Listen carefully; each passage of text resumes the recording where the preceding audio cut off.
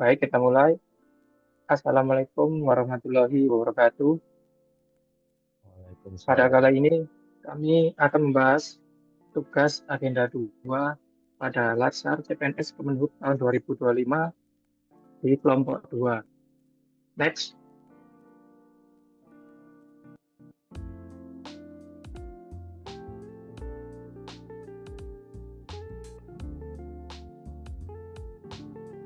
Pada kelompok kami, ini kelompok 2, beranggotakan.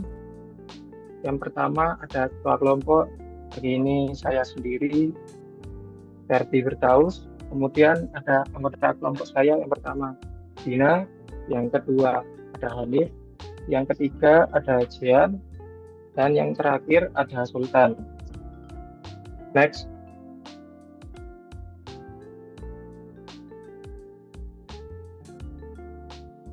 Di sini kami akan menjelaskan tentang nilai dasar sebagai ASN, di mana sering kita ketahui yang disebut dengan berakhlak, yaitu berorientasi pelayanan, akuntabel, kompeten, harmonis, loyal, adaptif, dan kolaboratif. Next.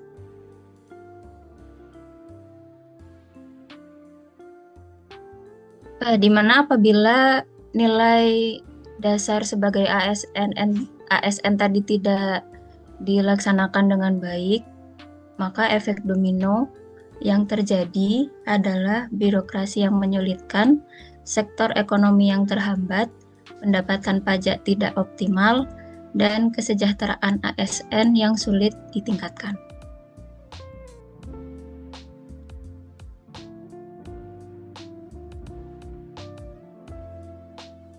Baik, pada kesempatan kali ini kita akan mengangkat contoh pelanggaran pada nilai ASN sendiri.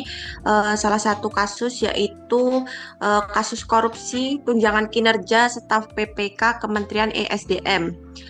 Sumber dari pengambilan kasus ini berdasarkan kasus nyata pada tahun 2024 pada website yang terlampir.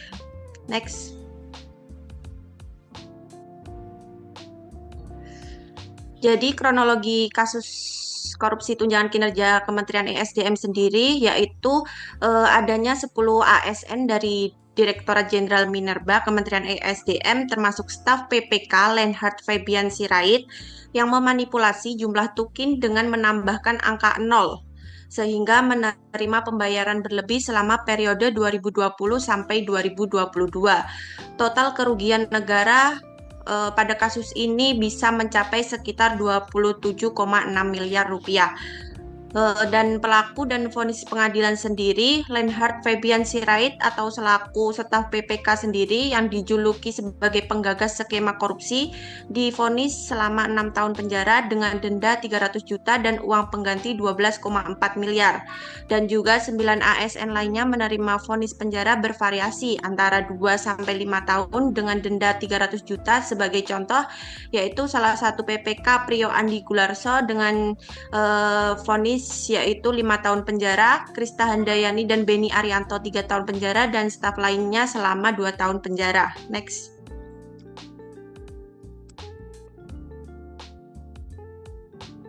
Berikut adalah pelanggaran nilai berakhlak yang dilakukan oleh para ASN tersebut. Di sini terlihat ada nilai akuntabel, yaitu tidak bertanggung jawab menyalahgunakan dana publik secara sistematis. Yang kedua ada berorientasi pada layanan, yaitu mereka mengabaikan fungsi pelayanan pemerintah terhadap masyarakat yang dampaknya langsung pastinya merugikan rakyat. Selanjutnya ada kompeten. Di sini tidak ada pelanggaran terkait nilai kompeten karena bukan inti dari masalah ini, tapi ketidakjujuran yang menunjukkan karakter tidak profesional. Selanjutnya ada nilai harmonis, yaitu korupsi yang melemahkan kepercayaan masyarakat terhadap birokrasi dan menghancurkan etika kolektif. Selanjutnya ada nilai loyal. Nilai loyal ini yaitu pelaku bukan hanya mengkhianati institusi, tetapi juga janji mereka sebagai pelayan negara atau pelayan masyarakat. Selanjutnya ada nilai adaptif yang pada kasus ini tidak relevan langsung karena studi kasus ini merupakan kasus korupsi, namun menggambarkan maladaptasi terhadap norma-norma anti korupsi. Selanjutnya ada nilai kolaboratif. Nah, di sini pelanggarannya adalah kolusi antar pejabat yang menunjukkan pengkhianatan terhadap semangat kerjasama dan profesional. Selanjutnya ada rekomendasi tindak lanjut terhadap kasus. Yang pertama adalah dilakukannya digitalisasi sistem TUKIN atau tunjangan kinerja berbasis audit real time atau nyata. Yang kedua, transparansi informasi tunjangan kinerja via dashboard publik. Yang ketiga, pelatihan etika dan integritas berbasis studi kasus yang nyata. Yang keempat, penguatan lembaga pengawas internal dan eksternal seperti Inspektorat Jenderal, BPK, dan juga KPK.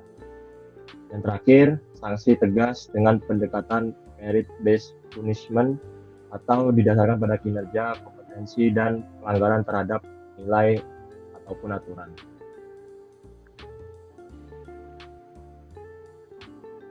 Ya, baik. Untuk selanjutnya kita masuk pada kesimpulan, di mana kasus ini adalah pelanggaran serius terhadap nilai-nilai dasar ASN. Yang pertama, akuntabilitas dan pelayanan, di mana ASN malah mengakses dana publik secara ilegal. Dan yang kedua yaitu loyalitas dan harmoni, di mana kolaborasi kriminal merupakan moral, integritas, dan citra instansi pemerintah. Pembelajaran penting, nilai berakhlak tidak hanya slogan, tapi landasan etika yang wajib dijaga agar ASN menjadi pelayanan publik yang terpercaya. Next.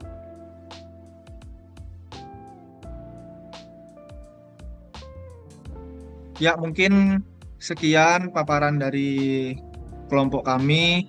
Mungkin dari teman-teman sendiri ada yang ditambahkan atau cukup?